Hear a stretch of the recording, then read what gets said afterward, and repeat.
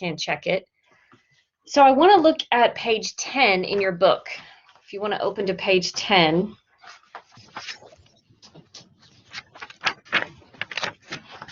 Okay. And this is a page that we kind of skipped over last week because I wanted to do that to see if you guys would be able to think about the subtopics without looking at the planning that's done in your book.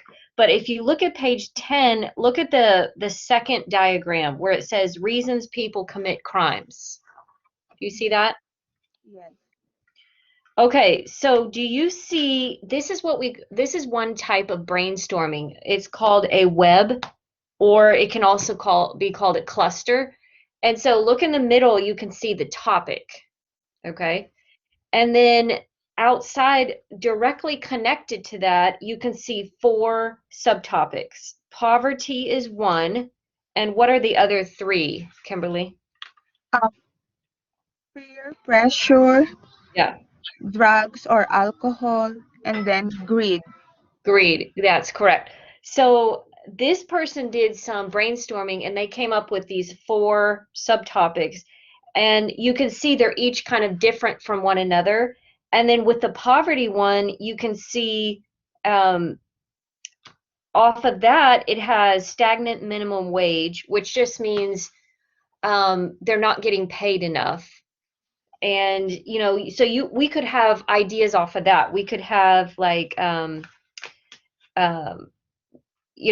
job or something that's connected to poverty. But the other subtopics are totally different, like drugs or alcohol and peer pressure, gangs. I think it was Tatiana that came up with the idea of gangs. So I wanted to give you this as a visual way. So when you start writing your paragraphs, I want you to start thinking of how you can separate subtopics and make sure that they're not blended, like one is so similar to the other one, because we don't want that. We want them to be separated and different. All right, so that's kind of a visual way of looking at it. Now look at page 21. Page 21, where it's about supporting ideas.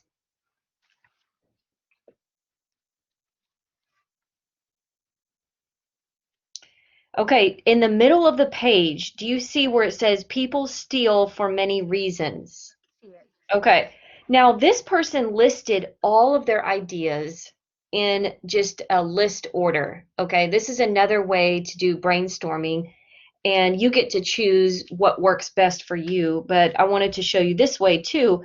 You can list all of your ideas, and then you go back and you group them together if they're similar. Like, so they grouped addiction and drugs, they grouped that together with alcohol related crimes. So all of that's like one idea or one subtopic. Okay. What are some others that you see that they actually linked together? Can you follow the lines and see which one? Yeah. Need money for food and minimum wage not enough to buy groceries. Yeah. Then, Yes, I'm so exactly. sorry. And need Want money for food. Mm-hmm. want luxury items and want to consume. Then Good. think they Okay, good. deserve something for nothing. So this is a way, and good morning, Tatiana. I see you joined us. We're on page 21. Good morning, everybody. I'm sorry for late. That's okay. We're kind of talking about the discussion board from last week and how to organize ideas before you start writing. So this person came up with a list on page 21 of their ideas. Then they started grouping them together. So you don't have to cross everything out. It's just you might want to include one idea inside of another idea. That can be one subtopic. Okay.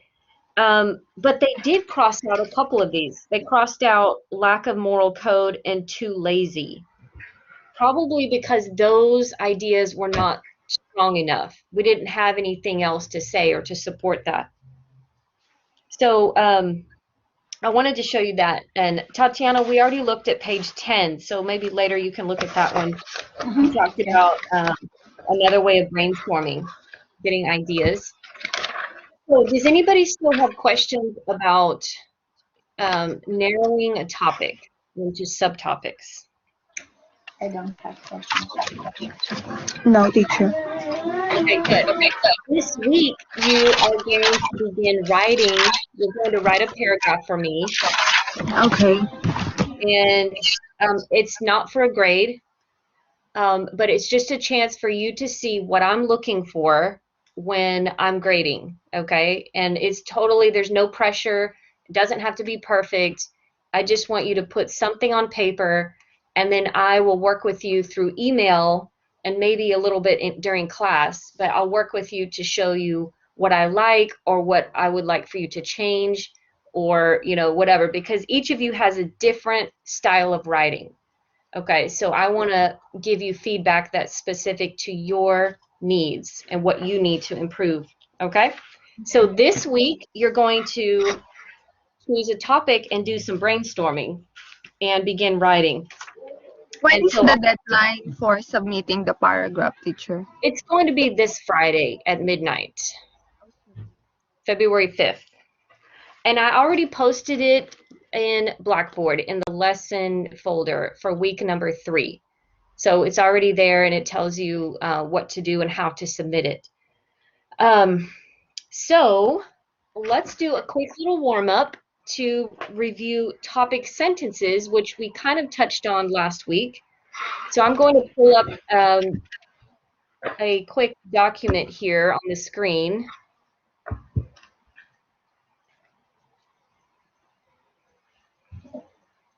Okay, now this, I tried to make the words big, but it still looks a little bit small. So you can zoom in if you click on over on the left, top left of your screen, you'll see a little magnifying glass, and then you can click on that and make it bigger. But I want you to take a moment, and I put up here 3 different topic sentences, and each of these are about the same topic, okay? So in a paragraph, only one of these would be the first sentence. That would be the topic sentence. So I want you guys to have a little discussion together. And Gerardo, I see you joined us, so welcome and good morning. Good morning, teacher. Thank you. I'm sorry to be late. That's okay. I'm recording this, so it's okay. Thank you. So I'll give you guys a couple minutes. I want you all to talk about which one you think is the best topic sentence and why. If you say one is not good, I want you to explain why. So Tatiana, we'll start with you. You can give your opinion. And then Gerardo and Kimberly will respond and add their own opinions. Okay, so go ahead. I think like it's a good narrow topic. 3 best jobs in the US. But the sentence, it can be the B or C. Probably C. I've heard about several good jobs in the US. Be the best. I don't know. I'm not sure which one is better. Either B or C. Not A for sure. Maybe Uh, Kimberly the best. and Gerardo. Any I think ideas? the best topic sentence is the B. The best jobs in the US are those that offer good pay, plenty of opportunities, and excellent supervision. So I think that's the best topic sentence for me. I agree. Okay, Gerardo? don't forget to say why. You got to support your opinion. Because what? It has main idea in it, supporting the idea. Yes. For me, letter B, I think is the best topic sentence for a paragraph because I think it can be supported for different supporting sentences. I think so. Okay. Good. Anybody else have something to add?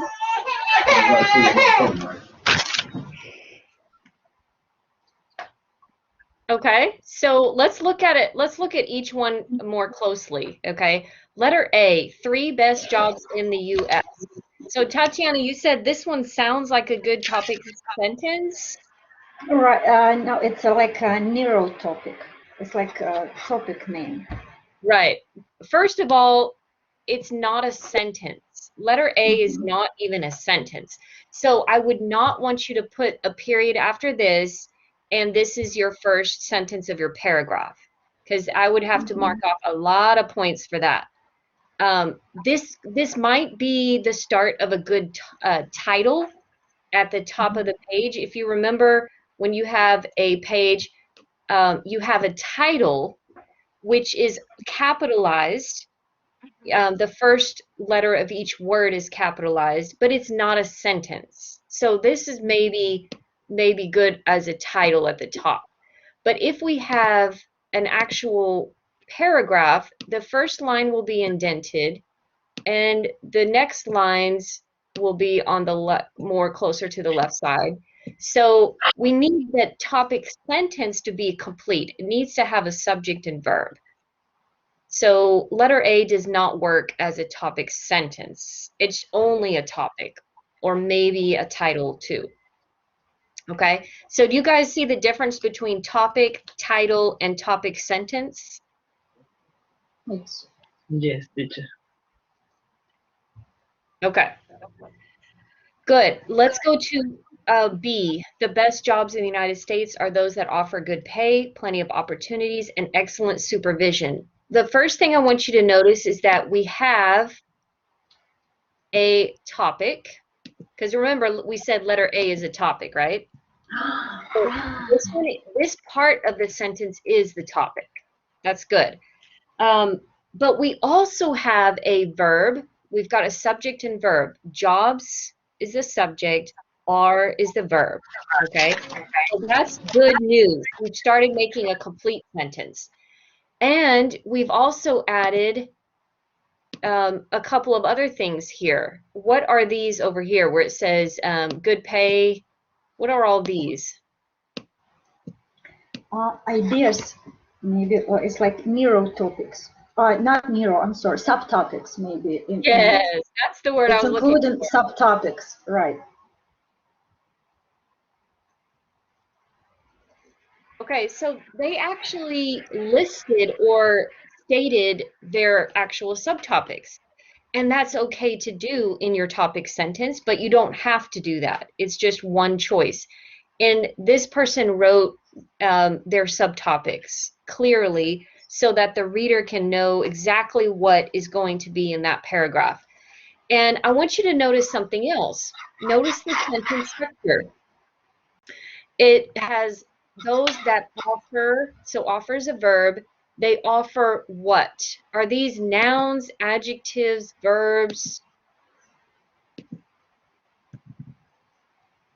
Remember we talked about it being like all, if your subtopics are verbs, make them all verbs. If they're Verbs. adjectives, If it's nouns, make them all nouns. right. So what are these? Noun phrases. They are noun phrases. Pay, good pay. Pay is actually a noun. Like I can say, what is your pay? My pay is $10 an hour. Okay. So in this sentence, pay is a noun. And then we also have opportunities as a noun. And then supervision is also a noun. So this is a combination of adjective plus noun, or yeah, adjectives and nouns. Good, adjective, pay is a noun, okay? Excellent is an adjective, supervision is a noun. So once again, I'm setting myself up for success when I write because I have a very clear topic sentence and it's organized well. Each of the subtopics are different from each other, right? So one of them is about the pay at the job, good salary, right? Another one is opportunities. What does that mean when it says opportunities at a job? Any ideas? What type of job? Type of job? Well, if it says the best jobs are those that offer plenty of opportunities, what is that? What do you think that's about? Uh, when when it says plenty of opportunities, probably it's talking about the to a skill to to advance. It helps. Mm-hmm. It To improve helps. your skills? It helps develop your ability to improve your working skills. Yeah. Yeah, good. Gerardo and Kimberly, I think your ideas are the same there. So we're talking about opportunities to grow is kind of the way we say it, like growth opportunities. So they train you. Maybe they give you a management training course and they allow you to become a manager after a year of working there. Or, there's promotions that are available. You know, all of those are opportunities. Also, maybe they allow you to travel and they pay for your travel while you're working. So that can be included in opportunities. And then supervision is totally different. Supervision would be how your boss treats you and how they can work with you with your schedule. And everybody who's had a job, we all know the difference between a good boss and a bad boss, right? Have you guys experienced both before, good and bad Oh, yes. supervision? Yeah. Yes. Many Yeah. times. So there's a lot of examples we could give just for that little subtopic too. So once again, we've got some good subtopics. Letter C is a complete sentence and it does have a topic, but letter C is what I would consider more of like lower level writing. It's not good enough for what we're trying to do and learn in academic writing. So when you're writing a formal paragraph, like you'll do for me in my class, I don't want you to say things like, I'm going to tell you, or I've heard about several good jobs. We don't want to use that in a topic sentence because it makes it more informal. And what we want to do is create some formal writing. So you have to kind of remove yourself from the paragraph a little bit. You don't want to use words like, um, let me give you an example.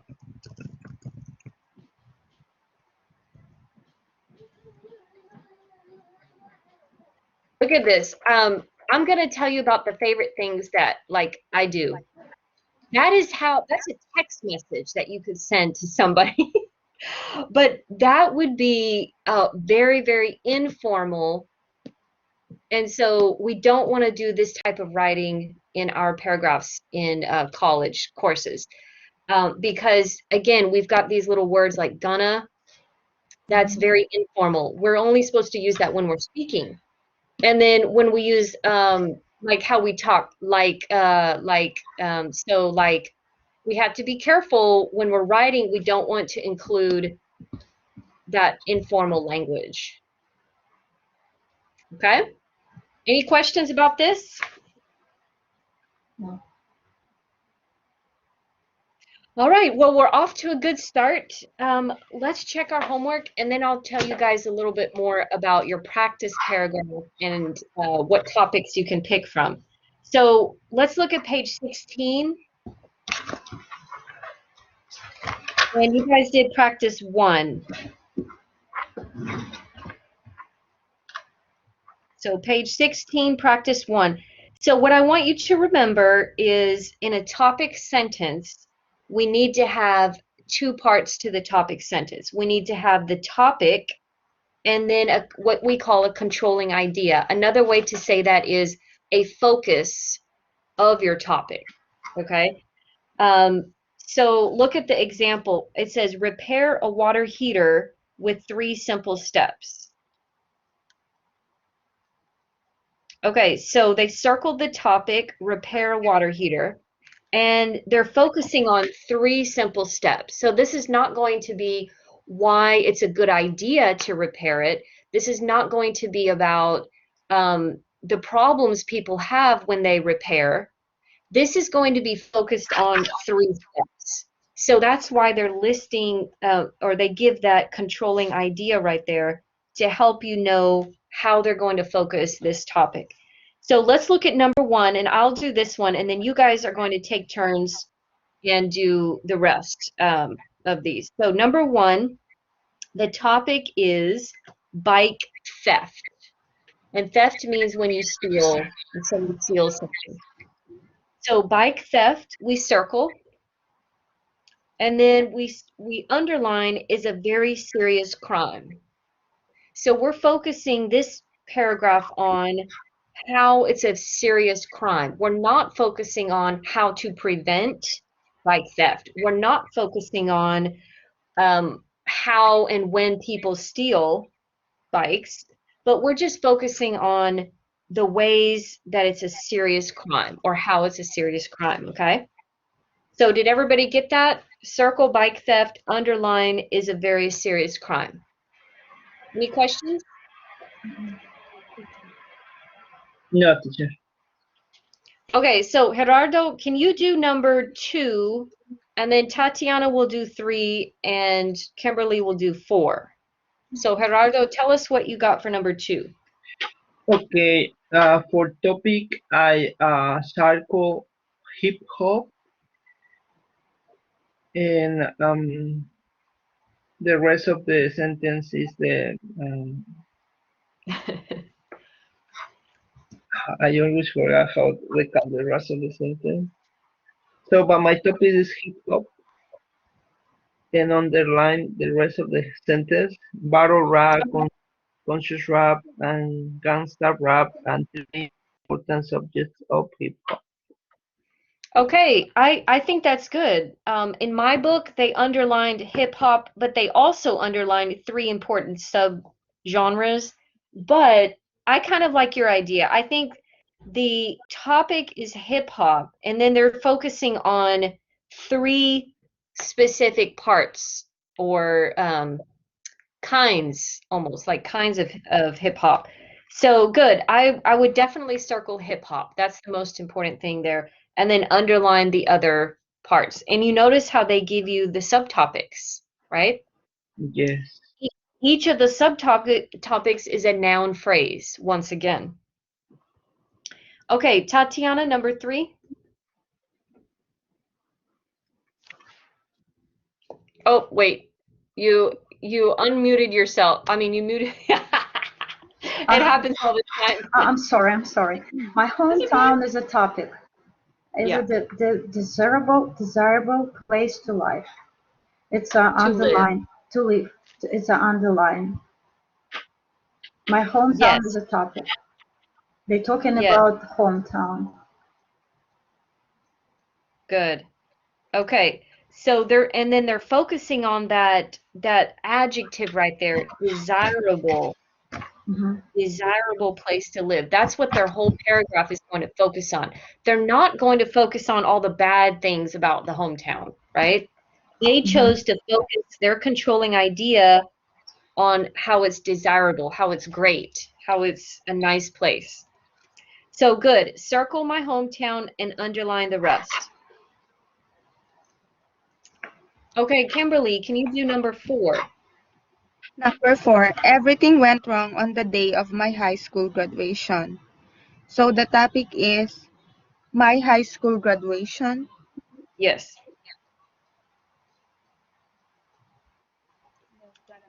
And then what's the controlling idea? Everything went wrong on the day. Yeah, or sometimes we have like extra words.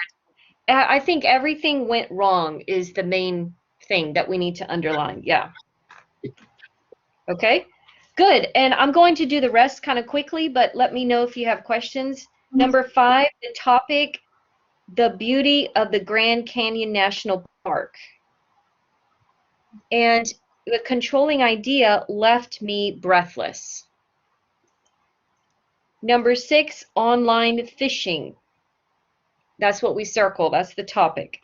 And we underline a growing concern in our community. Number 7, we circle before you buy a used car. And then we underline follow the next guidelines. Number 8, we circle newspapers and we underline are losing money for several reasons. And it's really not important that you underline exactly the same words, but that you get the main words. That's the most important thing. I want you to see the difference between a topic and a controlling idea. Okay, are we ready for practice 2? Yes. Okay, let's go to practice 2. Number 1, the first sentence is the topic sentence. So underline, deviant police officers pose trouble for many groups. Underline that. That's our topic sentence. Number 2, the second sentence is the topic sentence. It says, these days, however, in a culture permeated by social networking sites like Facebook, a simple click of a button can mark the beginning and end of a relationship. So that's the topic sentence. They are going to focus on how it marks the beginning and the end of a relationship. That was the controlling idea. Number Please 3. repeat the controlling idea, teacher, on the number 2. Number 2, the controlling idea is can mark the beginning and the end of a relationship.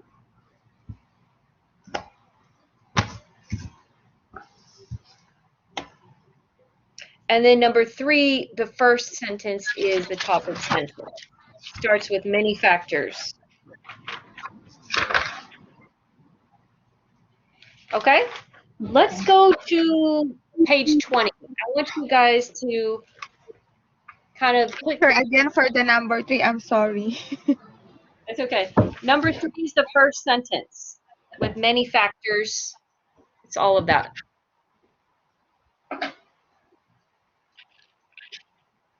That's the topic sentence. Yes, that's the topic sentence.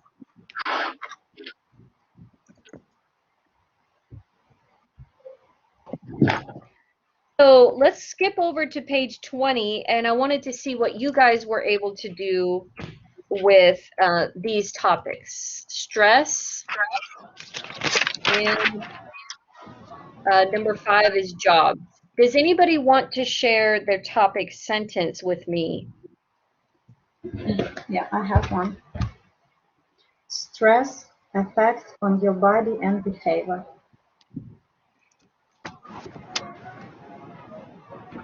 Okay. It's not topic sentence. I'm sorry. It's narrowed topic. Okay, so narrow topics would. Okay, go ahead. Then what's your topic sentence? There are a lot of ways how stress can affect on a person's body. Okay, let me write that one. Stress effect on your body and behavior.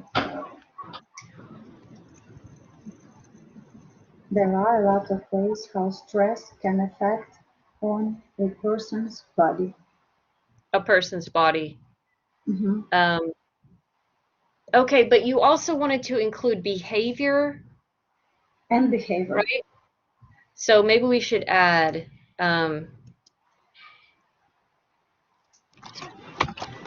I'm just kind of adding to it to make it maybe really to reflect your topic better.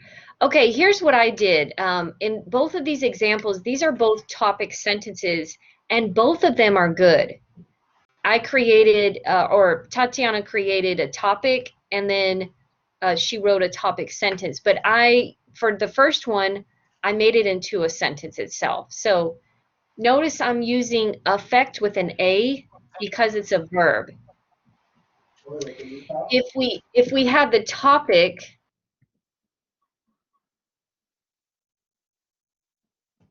if we had the topic, it would be more like effects of stress or effects of stress on body and behavior.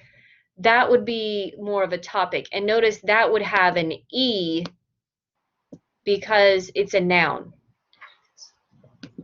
So Tatiana, I'm not sure how you spelled yours, but when you look at these sentences, is it clear or do you have questions? It's clear. I make mistake. I put stress effect, but it's like stress affects your body because Yeah. Now I understand. That was my mistake. Very common mistake. A lot of people make that mistake with the E and the A. So And with then the I A, put on your body, which I shouldn't, right? effects Stress, on. on your Oh, body okay. and behavior. You can, in the topic, you can say effects of stress on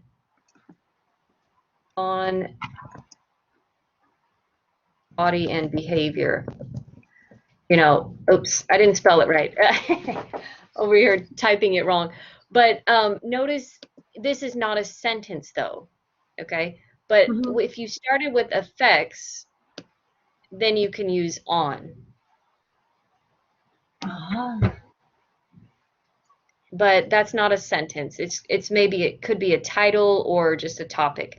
But the topic sentences, which are the most important,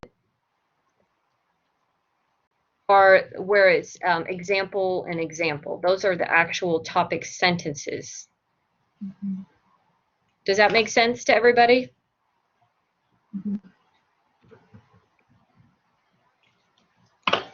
So each of these example sentences has a subject, it has a verb, it also has the topic, which is stress, and it has a controlling idea.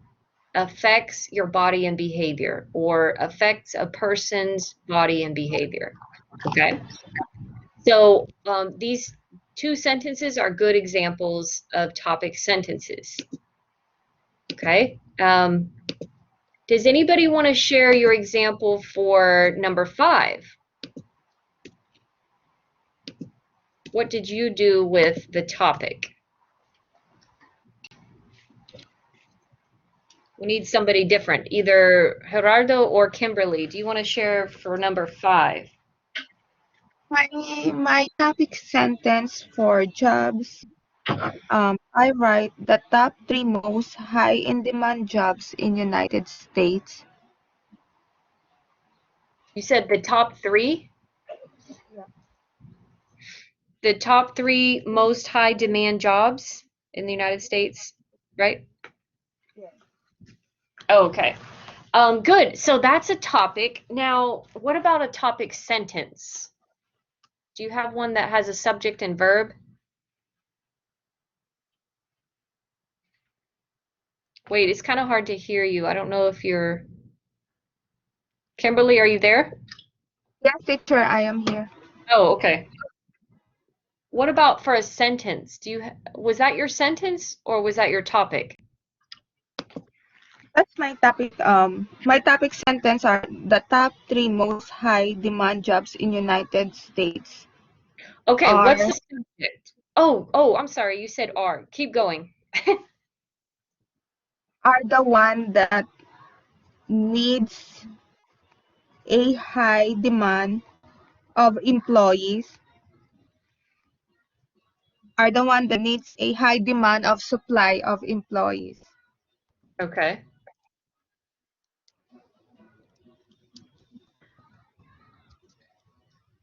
That meet or need? I didn't hear what you said. Needs. Meet. Or Need. meet? Yes. Okay, spell it. Spell it. Is it M-E-T? N-E-T? NEED. Okay. And I forgot the rest of it. Say it again.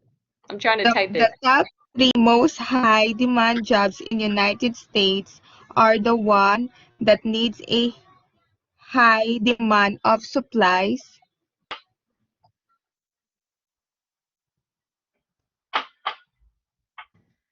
of That needs. employees. Oh, okay.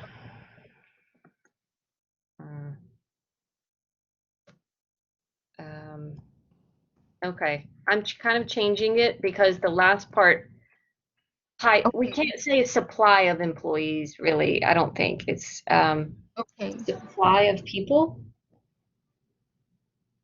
Okay, what about this? The top 3 jobs in the United States that are in most demand are the ones that need the most employees. Maybe I kind of changed a little bit, but Or can you put it here a supply of manpower? Is it? yeah, I would say supply of manpower. I'm trying to think, maybe we can say supply of people, but usually supply refers to things that are not alive. Oh, okay. Uh, but yeah, supply of manpower, I think that's good. And I kind of changed your part about the most demand. I put that in an adjective clause. It says that are in, oh, wait, that are in most demand. Wait, that sounds funny. That are most in demand. Right. Oh, gosh.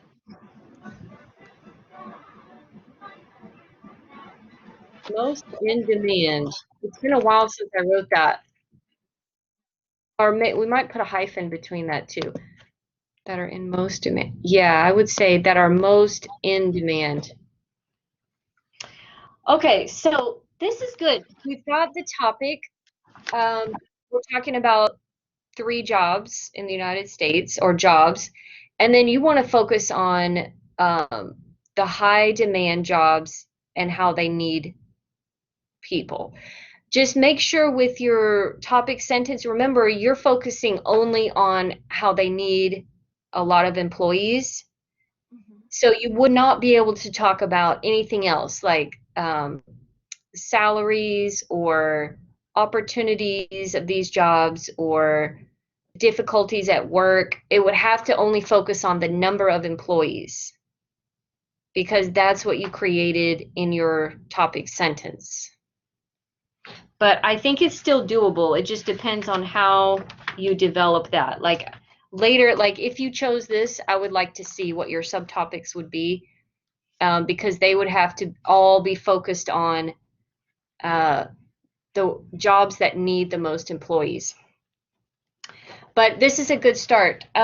So with that being said, guys, you can choose one of these topics from this page. So number 1 or number 5, you can choose that and you can write your paragraph using the ideas that you already used or did for homework, okay? So you can pick one of those, but let me give you some other places you can look at. Look at page 27. Look at page, wait, no, it's not on 27. It's on 29. Look at page 29. Look at the bottom of the page.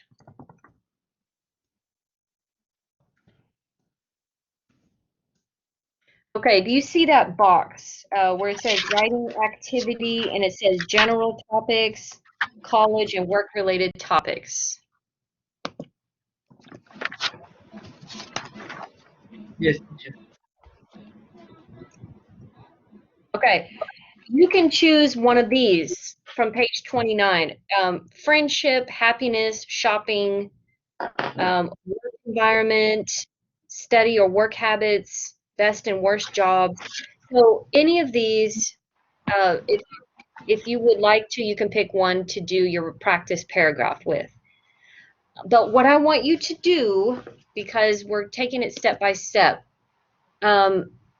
Monday and Tuesday, so today and tomorrow, you're going to develop a topic sentence and 3 subtopics. I'm writing this down so you guys can see it. Monday and Tuesday of this week, I want you to work on picking your topic from this chapter, writing a topic sentence and 3 subtopics. Okay, and then you're going to email those to me. Then I'm going to check your email and say, good job, you're ready to write your paragraph. Or I might say, go back and work on your subtopics because they're, they're too, or they're off topic or they're too similar or whatever. So I'll give you some feedback, and then Wednesday, Thursday, Friday is when you're going to write your paragraph and turn it in Blackboard.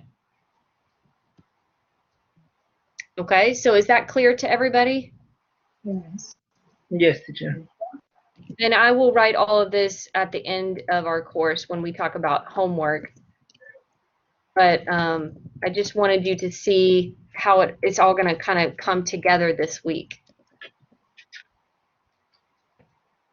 So this is where you would find your topics, okay? Let's go to practice 8 on page 27. Teacher, I have a question Yes, go ahead. for this page 29. So from these general topics, we are going to choose one, Yes, you and can then choose one. Mm-hmm. and then we are going to do a 3 subtopics of the one that we choose. Right. Okay. Yes, exactly. You only need one topic, but you could also, if you don't like those topics, you can go back to page 20 and use one of those, the stress or the jobs. Okay, but you only need one. Yeah, you need one topic. All right, so let's look at practice 8. And I only wanted you to do number 1, the first paragraph, just to kind of give you an idea of what concluding sentences look like. So look at the gray box first on page 27. And Tatiana, can you read where it says to make? To make an effective conclusion, avoid the following. Do not contradict your main point or introduce new or irrelevant information. Do not apologize or back down from your main points. Do not end with a rhetorical question. Okay, Rhetorical good. question. Mhm. Yeah, you can stop there. So these are things that you are not supposed to do when you write that last sentence of a paragraph. I want to add to that too. Do not copy your topic sentence, right? You want to make sure your topic sentence and your concluding sentence are a little bit different. They are both going to mention your topic, but they have to be in different words. And sometimes this can be very challenging for students because your vocabulary maybe is not developed enough and you struggle with talking about the same thing but using different words. Sometimes that's challenging. But I wanted you to look at the first example. They already underlined the topic sentence. Adults should exercise their brains by playing games. And then look at the choice. Hopefully you picked letter B. Letter B is a good conclusion to the paragraph. And it says, ultimately, people need to exercise their brains as much as they exercise their bodies. So what are the same, do you see any similar words in the topic sentence and the concluding sentence? Which words are the same?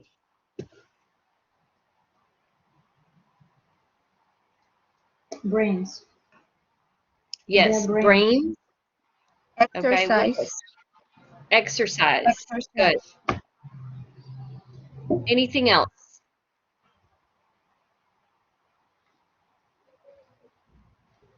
Not really, right?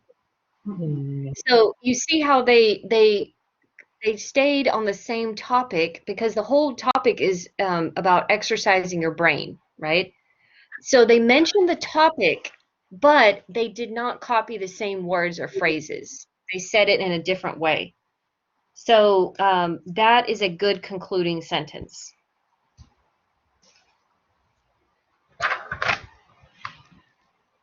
Okay. Any questions about that?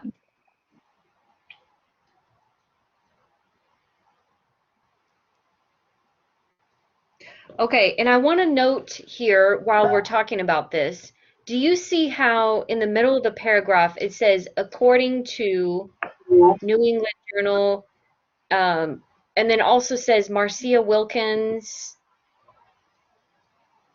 So this is what we call support for the topic, and this is actually a special kind of support because it doesn't come from the writer's own head. It came from another source, like the internet or a book. This is what we're going to learn how to do towards the end of level 2 and especially in level 3. You guys are going to learn how to look at a source from the internet or a book and then use it correctly in your own writing and give it credit. So in your paragraph, I don't want you to use this like according to this website or according to this source. So we're not doing that yet, but soon you guys are going to learn how to do that correctly in your writing. So this is just a good example of what we call research writing. And so we have a topic sentence, we make a point, and then we give a source, an outside source of information. So we call that research writing. Have you guys done that before? Maybe in another university? I did. Yeah, you did. You got to do. That's why I'm here. It's difficult. I did it good, but it was so difficult for me. I go to like Purdue University, I think Purdue University website, read a lot over there. All those, it was one process for me. That's why I'm here. So, did you take a class at an American university, or was it? Yeah, internet? logistics Oh. here at PCC. Oh, that's the challenge, to know how to cite sources correctly and all that. Right. Okay. Well, I'm planning on introducing that type of writing to you towards the end of this course. So why don't we're ready to kind of switch gears, and we're going to look at something new today, and it's all about unity. So look at page 31. Chapter 3, page 31. Revising and editing. Yeah, so chapter 3, we're going to kind of go through this chapter this week just to get a more clear understanding of how to prepare a good paragraph, okay? But we're not going to go into a lot of detail and look at every single page in this chapter because we're focusing on two things this week. We're looking at revising and editing, and we're also looking at another type of sentence called a complex sentence. So I want to just look at a couple pages in here, and then we'll go over to another chapter and talk about sentences again. By the way, that was all your homework, right? I think I got everything. Did I miss anything? I think I got Number it. Sometimes Yeah, it's 28. I think I got it. 28, number 1. But we did 27. It's okay. Oh, I thought it was page 27, number 1. Well, I'll give you the answers. If you're on page 28, you underline the first sentence and circle A. Okay. And then, yeah, so just a little bit with concluding sentences. And number 2B is a good concluding sentence. But so revising and editing, guys, we're going to talk today about unity. And this probably will sound like a little bit like, yeah, that's easy. I already know that. But what happens is sometimes we don't realize it in our own writing that we're starting to drift away from the main topic, and we add a sentence in our paragraph that doesn't really fit. And that is what we do not want to do, because we want each sentence to fit together to support the main idea. So I want to do this exercise together on page 32. we're going to look at this paragraph with the United States. But before we do, let me give you a good definition of unity. Look at the top of page 32. Unity means that a paragraph has only one what? Main idea. Main idea. One main idea. All of the sentences in the paragraph should support the topic sentence. A paragraph lacks unity if some sentences drift from the main idea or if it starts to have like two main ideas. So this is something you want to do after you write your whole paragraph. You want to go back and look and say, wait, is each sentence going to support my main idea? So let's look at the example together, and we're going to talk about why the highlighted sentence does not fit. It does not create unity. So do you guys want to read it, or do you want me to read it out loud? Which is easier? For you to read that. Yeah, you like to hear it? Yeah. Okay, so I'll read it, and you guys can follow with your pencil. And we're looking for main idea. We're looking for subtopics and support. It says the United States should make voting mandatory. And mandatory means you have to do it, okay? In most elections, more than half of eligible voters stay home. For democracy to work, citizens must vote. It is a person's civic duty. Mandatory voting will ensure that a majority of the population expresses its concerns about issues. Moreover, candidates would have to develop election platforms that appeal to many groups. Such groups would include the most vulnerable, like the poor. In addition, political candidates would spend less on campaigns because the politicians would not need to mobilize voters. Of course, some people are not interested in politics. In fact, my friend Jimmy Lee never votes. He thinks it's not worth it. Voting is important, and the government should make it compulsory. Okay, kind of a challenging paragraph a little bit, but first of all, I want you to look for 3 subtopics. Let's see if you can find the sentences that are basically telling you the 3 points about why voting should be mandatory.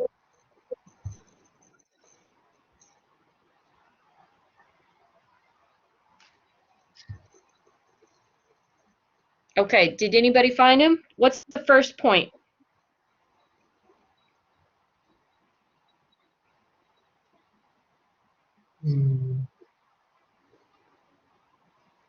Basically, why is he saying that voting should be mandatory? Because a lot of voters stay home. Well, I think that's actually just clarifying the topic. Like they're clarifying, kind of saying this is why we have a problem. Or they're explaining it.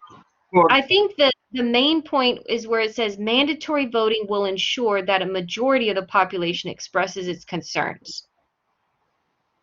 So basically, it's like the voters cannot stay home. They need to vote. If we have mandatory voting, then we know that the majority will express its concerns. I think that's like the main point, this first subtopic, expressing your concerns about issues. Look at this, the transition word. It says moreover, comma. Do y'all see that? Yes. And moreover means in addition. So here's our second point. Candidates would have to develop election platforms that appeal to many groups. So basically, they would have to make sure that the candidates have to make sure that they are speaking to, or they understand all the groups in the population and not just a few that usually vote. So that's the second subtopic. Yeah, that's the second one. Okay. And just a quick context to give you an example, like in the United States, it's been challenging for people in the poor communities to get out and vote. Sometimes it's because they may not be registered, or they may not have a license, or they may just have to work all the time and they're not able to vote, and it's like the last thing on their list of things to do. And some candidates know that, and so they focus on maybe the richer, more wealthy populations, and they go and they do their campaigning in those neighborhoods, in those areas. And so it's been a challenge. And I don't know if you guys watched the election last year, but they said more people voted last year than any other election in history, because they really tried to get everybody the ability to vote, the mail-in ballots and, everything they did. So that's what their point is. If everybody had to vote, then, or if the candidates would have their platform or their campaign appeal to many groups, then they would include the poor. Okay, so that's the second point. The third point is the next one. Political candidates would spend less on campaigns. After the transition word in addition. Yeah, exactly. So that's our third point. Now, they highlighted the green sentences, and it's still mentioning politics and voting, but it's a little bit off topic, okay?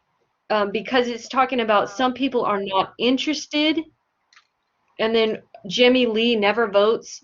But we need to stay on topic. The topic is, what will mandatory voting cause? Like, what will it do if we have this? If we have mandatory voting, how will that change our society? So the green part is not unified, and we need to take that out. Okay. What do you guys think of that? Is that kind of confusing, or do you get it? No, but not really get it. Any comments or questions?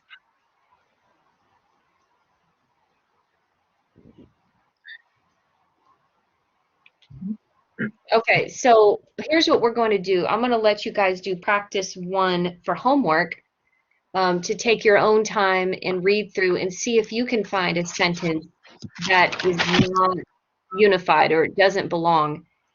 So that will be homework. And then we'll come back on Wednesday and talk about why. And we'll look at more like the next one is adequate support. So we're just doing unity for today. So mark this page. If you want, you can circle practice 1 because that will be homework. And we're just moving kind of quickly through this class. I want to show you guys another type of sentence. So we're going to move to another chapter next. Okay? But before I show you the page that we're going to, I have kind of a group discussion. I'm going to put a question on the board here.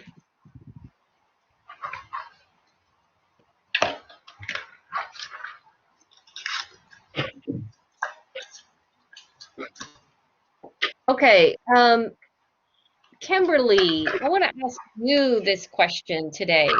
Can you kind of start the discussion here, and then Gerardo and Tatiana can add if they have more to add. But let's do, Kimberly, can you do number 1? What is a clause in your own words?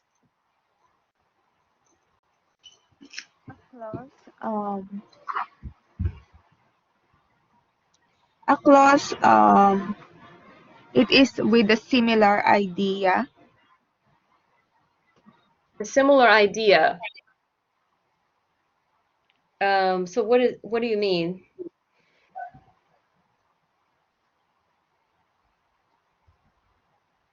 Like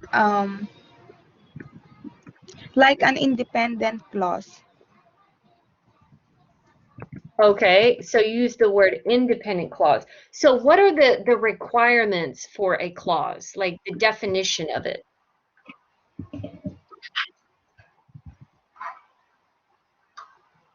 Or do you need help? We can ask for I help if you need need help. help. Okay, that's okay. Gerardo, do you want to add to this? Oh, yes, teacher. So I think so a clause Uh-huh. it doesn't have a verb or something. I think so. Okay, so clauses do not have verbs? Yes, I think so. Good try, but no, that's not correct. That's Um, okay. I'm just giving you an a idea of what clause we has know. a fan voice. It has a fan voice in it. Yeah. Not always. A clause does not have to have fanboys. So I think a clause cannot stand alone. I think so. It should depend of a complete sentence. Okay, so a clause cannot be alone. These are kind of a little bit vague definitions. Like I'm not really understanding exactly what a clause is. Like you guys said the word independent, and but then Gerardo, you said it cannot be alone. So that seems kind of the Like opposite of it independent. has a subject. Clause has a subject. Okay, now we're getting closer. Every clause must have two things. It has to have a subject Subject. And verb. and what else? Verb. Verb. Yeah, a conjugated verb, which basically means the verb has the tense, like present tense or past tense, future tense. So every clause has a subject and conjugated verb. That's the requirement. So what if I have she reads? She reads. Is that a clause? Yeah. Yes. Yep, that's a clause because it has a subject and a conjugated verb. What if I said she reads and watches TV?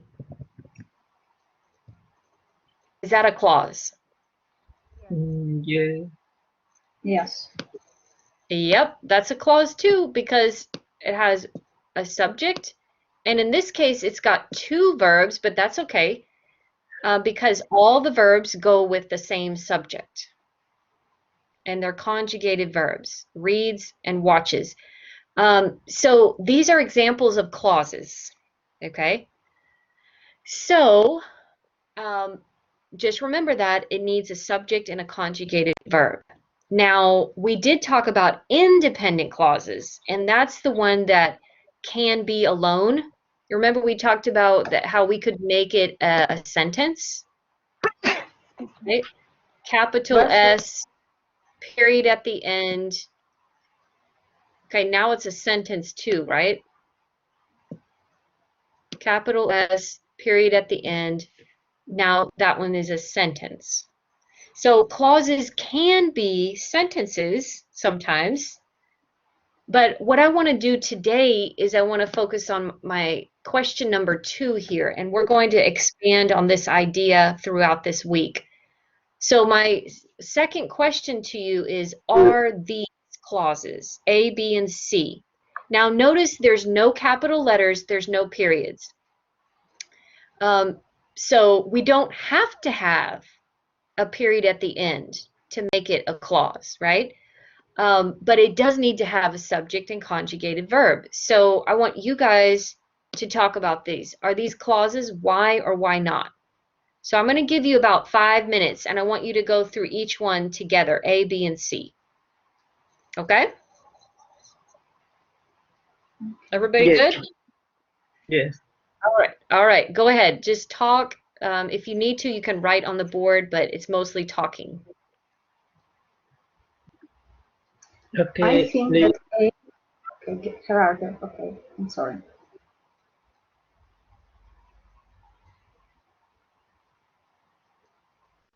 Go Gerardo. ahead.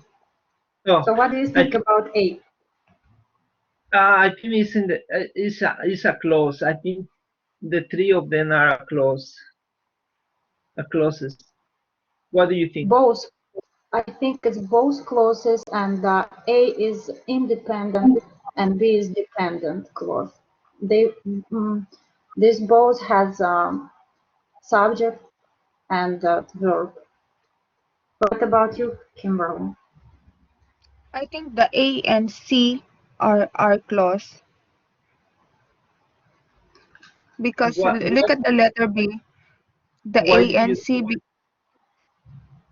why do you think letter B is not a clause?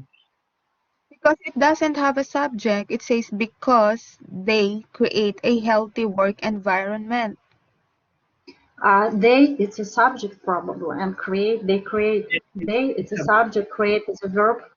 It's dependent sentence, dependent clause. Do they have stuff like that?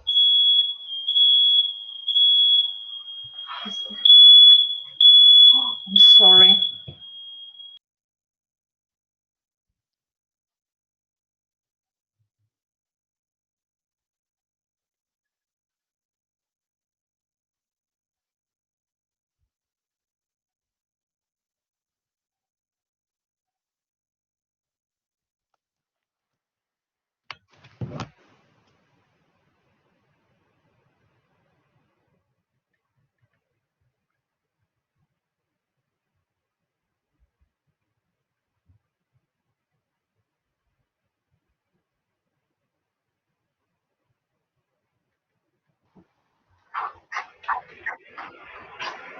Okay, I'm back.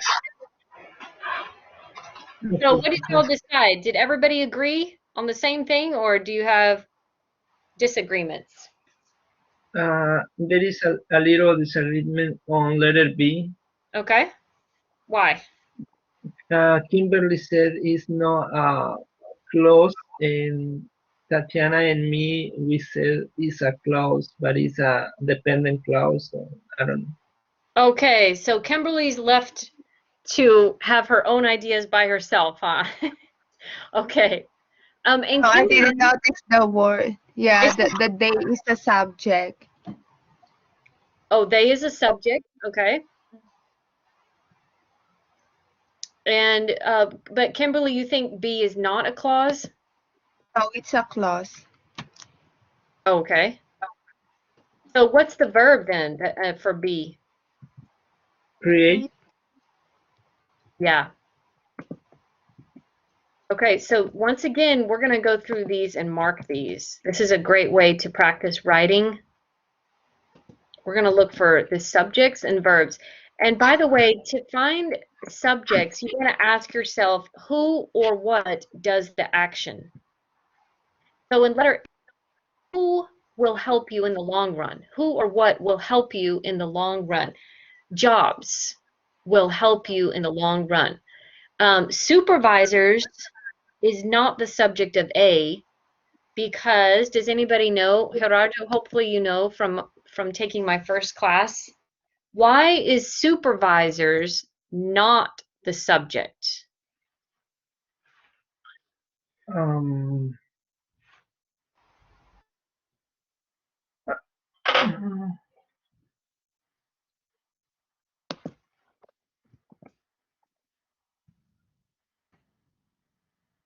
Time's no, up. I don't remember. I think it's I thought that was infinity, but no, it's not infinity. I don't remember, teacher. Infinitive.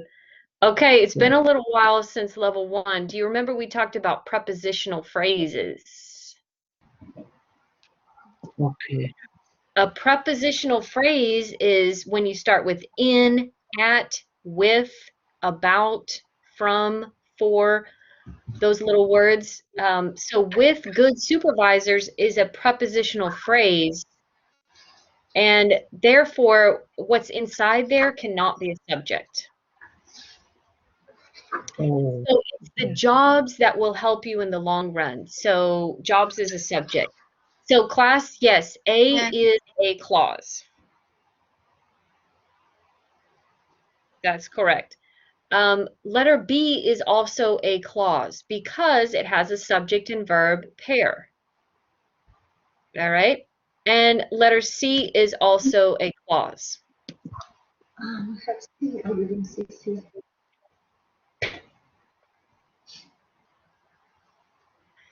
So all of these are clauses because they all have subjects and conjugated verbs in them. But Tatiana and Gerardo, you found something, you noticed something different about B. What did you say about B? Why is it kind of different? It dependent. Dependent clause. Dependent. Okay, what does depend, that mean when you say dependent? It depends if, to another clause. Okay, good. Or it Gerardo? depends from another clause. Supposed to be connected with another clause. Another sentence. could I say something, teacher? Yeah, yeah. Yeah, so I think it cannot stand alone because they create a healthy work environment, but it's not saying anything. I think so. It's missing It's not a clear sentence. something Yeah, there. good point. Good point. So A and C could be sentences by themselves if we had the capital letter and the period, right? A and C. But B, if we put a period at the end, it's not a complete thought. So B is not a sentence. So listen carefully to this. Letter B is a clause, but letter B is not a sentence. Okay? So now I'm showing you there's a difference between clause and sentence. They're not the same. They're not always the same, okay? So let's look at this closely. We have the word because at the beginning of the clause. And that word is called a subordinator. Because of this word, it's going to create an incomplete sentence, basically, or what we call a dependent clause, like Tatiana said. Okay? So this week, we're going to be looking at how we can use these types of clauses in sentences. Because we can use this clause, but we have to add an independent clause with it to make it a complete sentence. So let me take you guys over to our chapter. Look at page 261. And we'll get some definitions and some more examples here. Page 261.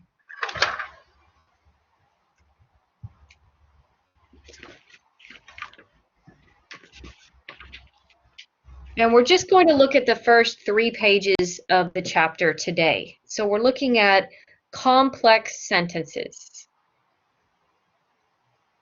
Is everybody there? Page 261. Yes. 261. Okay. Yeah, 261, chapter 18. And Gerardo, can you read at the bottom of the page where it says an independent clause has? Can you read that, Gerardo? Are you there? We can't hear you. I'm sorry, I was mute. So, Yes. so under what is a complex sentence? Yeah, read where it says an independent clause has. Okay, an independent clause has subject and a verb, and can stand alone because it expresses one complete idea. La banque next won the race. I don't know. It looks like an African name. Laban Ketty Wonder. Yeah. A dependent clause has a subject and a verb. but it cannot stand alone. It depends on another clause to be complete. Although he had injured his health. His heel. Heel. His heel. And you know the heel is the bottom part of your foot, Okay. kind of by your ankle. That's your heel. Okay, so now turn the page, and here is the big reveal. This is our third kind of sentence. So we talked about simple sentences, we talked about compound sentences, and now we're looking at complex. So, Gerardo, can you read? We're at the top of page 262. Where it says him or a No, it complex. says a complex. Okay. A complex sentence combines both dependent and independent clauses. Although he had injured his heels, dependent clause. La banque neck won the race, independent clause. Okay, good. So let's stop there. So the top of page 262 gives you an example of what we call a complex sentence. That is when we have a dependent clause and an independent clause, and we put them together. Remember, we talked about building blocks. Clauses are building blocks of sentences. So we put them together, and it creates one complex sentence. So again, how do you know if it's dependent? Look at the very first word. Look at the example there in the dependent clause. What is the first word? Although. Okay. Although is a subordinator. It's called a subordinator. When you think of subordinator, I want so think like a subway. Subway means the train that's underground, right?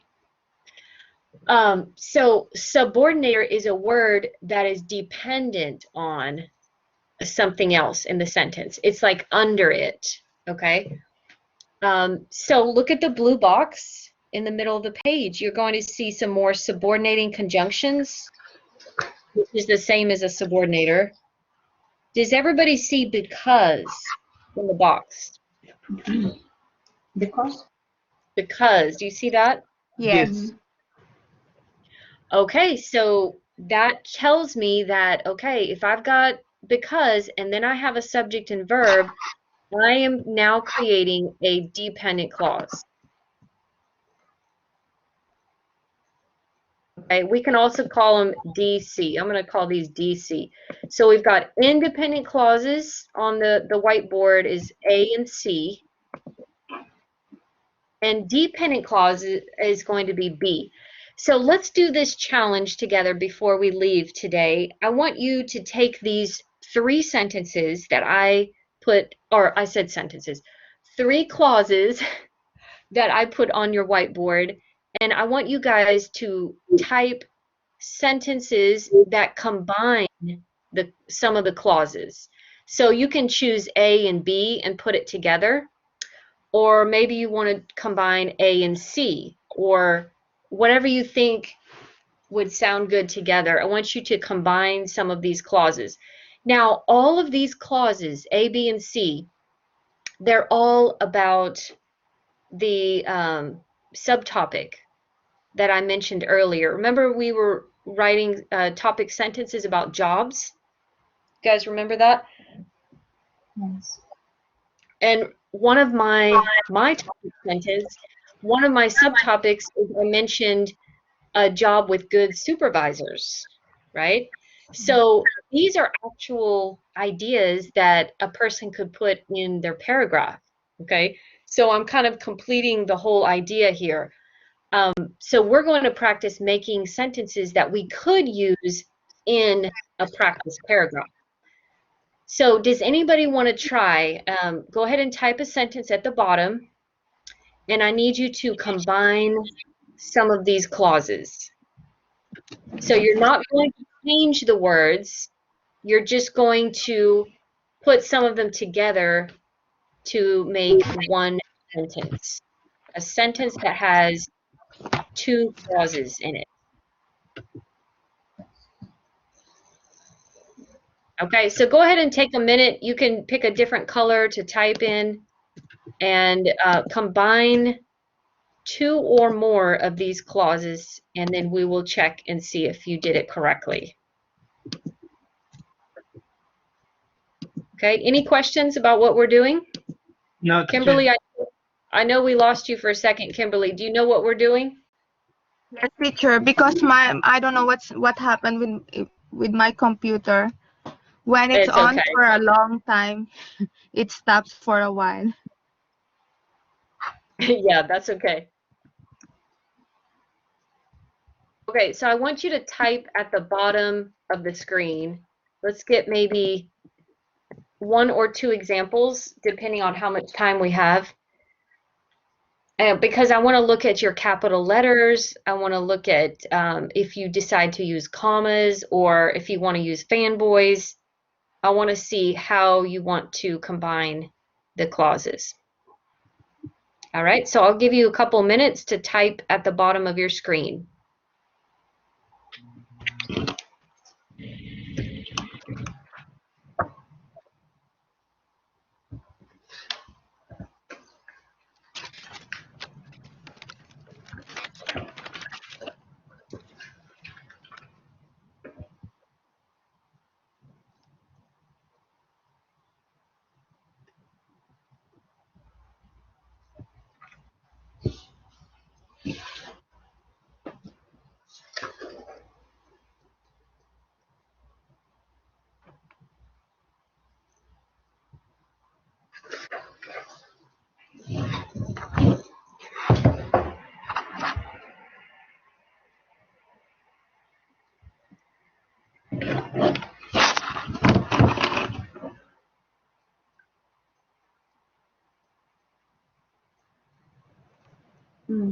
Okay, we've got one example on the board. Thank you. Who did that one? Who did the blue one?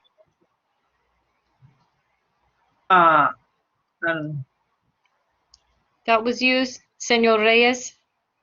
no, because I haven't submitted. Oh, okay. That's me, teacher. Kimberly? Yes, teacher. Okay, cool. Thank you. So that will be number one. And let's wait to see if we've got maybe another example.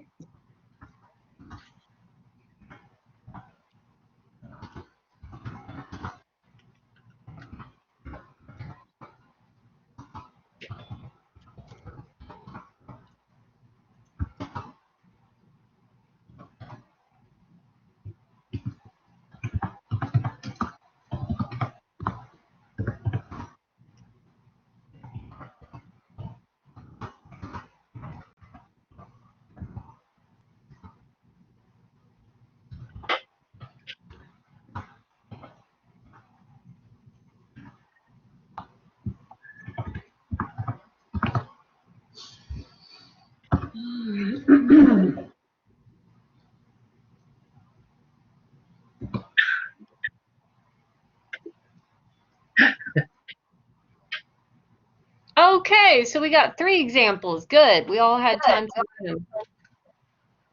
Okay, so just take a moment and read your classmates' sentences, and I want you to notice how we can combine clauses in different ways. Everybody's sentence is different. Okay, so take a moment and read your partner's or your classmates' sentences.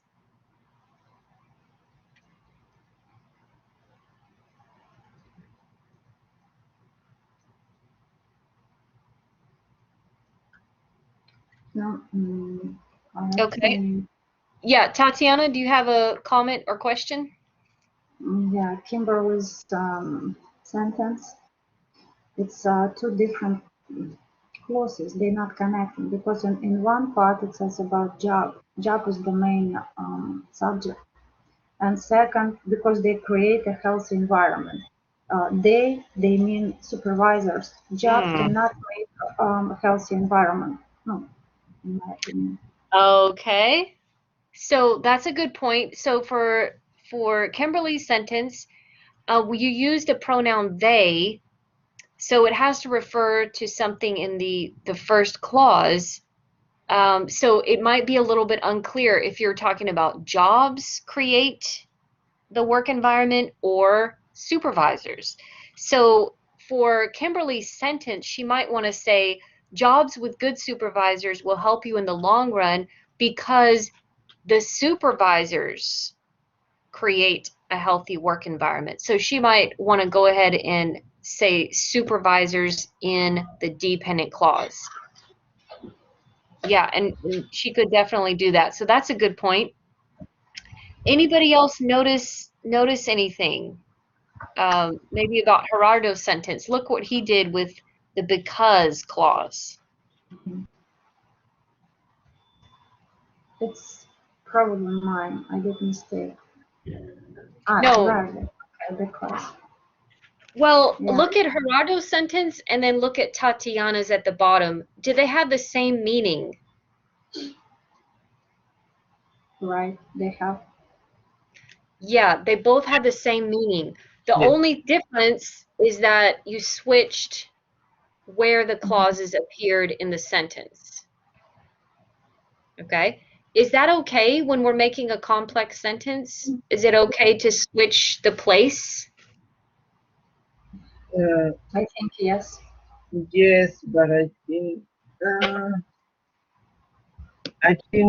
some of one. I think mine shouldn't have the comma. Or Okay, so let me get rid of some of this. So let's talk about the comma, because you're right, Gerardo. We have to be aware and be careful about where we're putting the commas.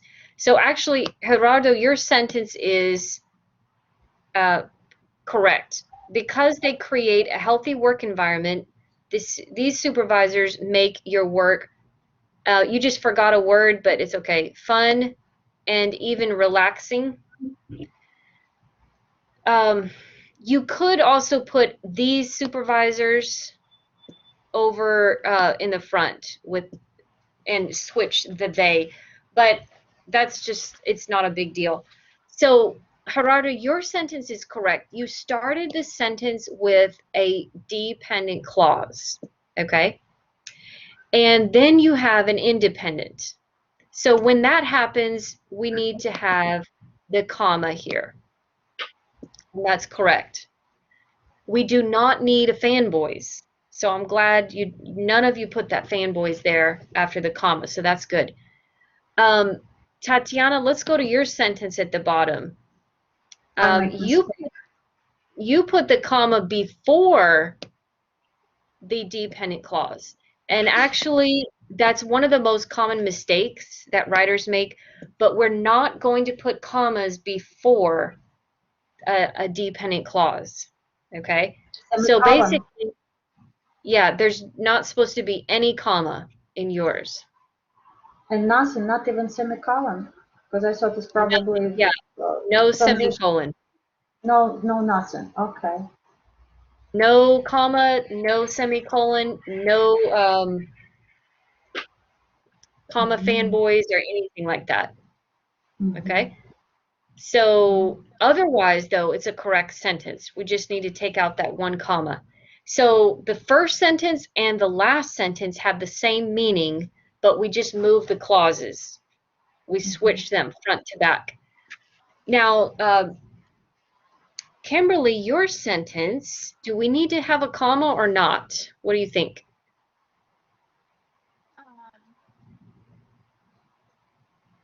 No. Yeah, we do not need a comma. But why?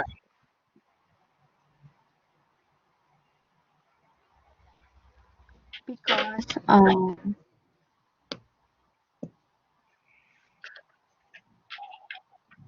I didn't start on the dependent sentence. Remember, it's not a dependent sentence, it's a dependent clause. I mean dependent clause. Right. Because you didn't start with a dependent clause. So there's no comma. And just so you guys know, page 262, kind of towards a little bit at the bottom of the page, they give you the structure with the comma, or they'll kind of show you how to put the sentence together.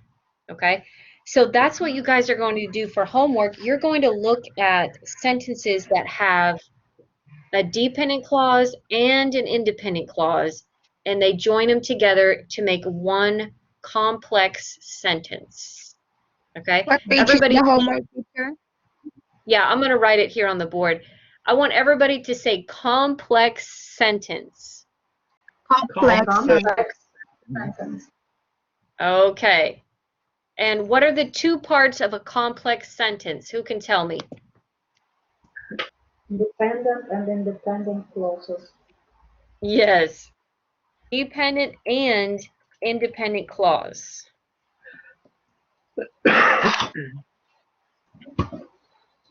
Okay. Good job today, guys. I'm going to write your homework here, and then we'll be done. So for homework, number 1, email your topic, sentence, and 3 subtopics to me by Tuesday evening, please. Okay. This is not for grade, but it's practice. Okay.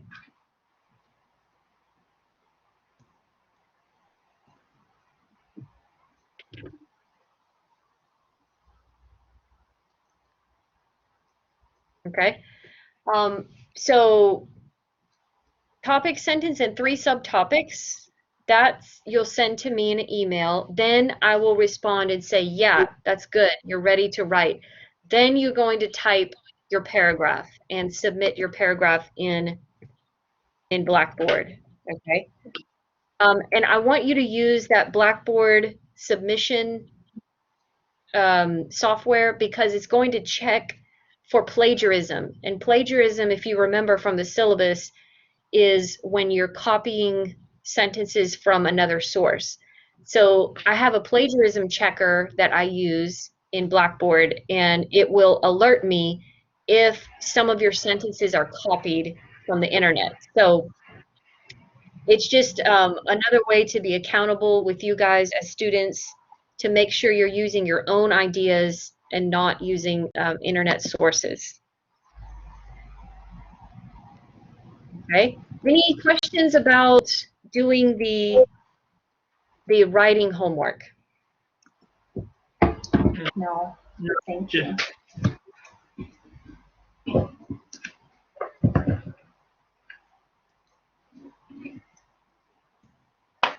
Okay, and number 3, I want you to do practice 1 on page 261 to 262 and read a little bit about these complex sentences on page 262. And then finally, it's practice 1 from chapter 3, and that is page 32 to 33.